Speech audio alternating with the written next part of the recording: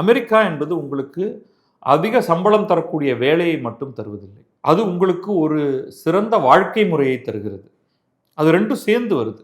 இப்போ பணம் தான் அப்படின்னா, இந்தியாவில் நீங்கள் வந்து பர்ச்சேஸ் பவர் பேரிட்டி அட்ஜஸ்ட் பண்ணி பார்த்தீங்கன்னா, அமெரிக்காவில் உங்களுக்கு வந்து $100,000 பர் ஆனம் சேலரி அப்படின்னு வச்சுக்கோங்க.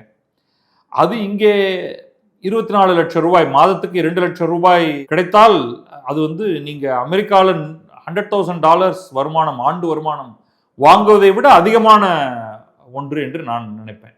ஏன்னா இங்கே உங்களுக்கு வந்து அந்த மாதம் 2 லட்சம் ரூபாயில் நீங்கள் அவ்வளவு சந்தோஷமாக நீங்கள் வாழ முடியும்.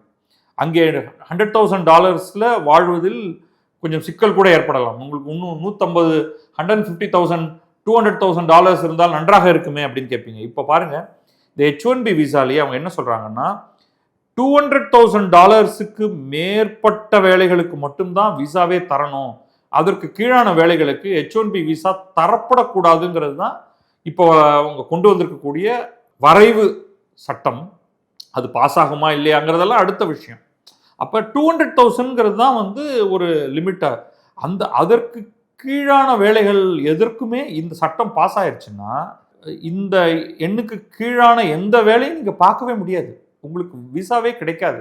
ஏற்கனவே விசா இருப்பவர்களும் அனுப்பப்பட்டு விடுவார்கள். அதை யோசிச்சுக்கோங்க. அதை